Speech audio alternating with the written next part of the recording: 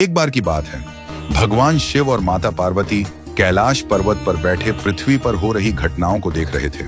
तभी माता पार्वती ने कहा, स्वामी, क्यों ना हम आज धरती पर चलें और वहां के लोगों का हाल जानें।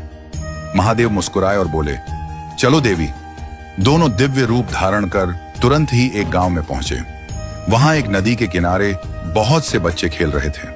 सभी बच्चे पानी में उछल कूद कर रहे थे, लेकिन माता पार्वती की नजर एक बच्चे पर पड़ी जो दूर एक पत्थर पर बैठा हुआ बच्चों को खेलते हुए देख रहा था। उसकी आंखों में उदासी थी और वह एकदम शांत था। माता पार्वती ने महादेव से पूछा, यह बच्चा क्यों नहीं खेल रहा? इसे क्या समस्या है?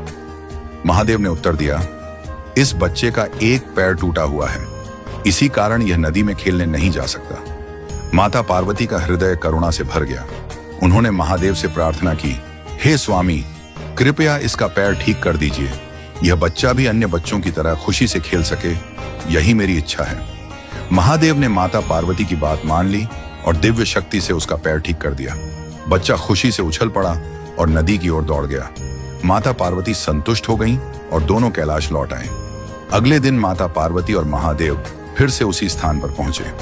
उन्होंने देखा कि अब वही बच्चा नदी में अकेले खेल रहा है और बाकी सभी बच्चे किनारे पर बैठकर उसे देख रहे हैं।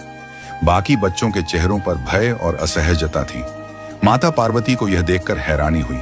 उन्होंने महादेव से पूछा, स्वामी, ये क्या हो रहा है? कल तो सभी बच्चे मिलकर खेल रहे थे, अब यह बच्चा अकेले क्यों खेल रहा है और बाकी दूर क्यों बैठे हैं? महादेव ने गंभीर स्वर में कहा, देवी, यह बच्चा पिछले जन्म में एक अत्याचारी राजा था। वह निर्दयता से अपने प्रजाजनों को पीड़ित करता था। अपने पापों का प्रायश्चित करने के लिए इसे इस जन्म में विकलांगता का दंड मिला था, लेकिन आपके कहने पर मैंने इसका पैर ठीक कर दिया। अब इसके कर्म चक्र में बदलाव हो गया। पैर ठीक होते ही इसने अपनी पुरानी आदतें अपना ली और इन बच्चों पर हावी हो गया। उसने अपनी ताकत और अभिमान से सभी को डरा दिया, इसीलिए अब ये बच्चे इससे दूर हैं। माता पार्वती को यह सुनकर गहरी सीख मिली। उन्होंने कहा, स्वामी, क्या इसका जीवन चक्र हमेशा के लिए बदल गया? महादेव बोले, कर्म चक्र सदा चलता रहता है। इसका स्वभाव और व्यवहार ही इसे नए परिणाम देंगे, लेकिन यही जीवन की सच्चाई है। हर व्यक्ति को अपने कर्मों का फल भोगना ही पड़ता है। कुछ समय बाद बच्चे के व्यवहार को देखकर उसके माता पिता ने उसे सही मार्ग पर चलने की शिक्षा दी। बच्चा धीरे धीरे अपनी गलतियों को समझने लगा और सभी बच्चों से माफी मांगकर उनके साथ खेलने लगा। सीख, कर्म का फल अटल है, लेकिन सही मार्गदर्शन और प्रयास से अपने कर्मों को सुधारा जा सकता है। स्वयं भगवान भी चाहकर आपको आपके कर्मों के फल को भोगने से रोक नहीं सकते।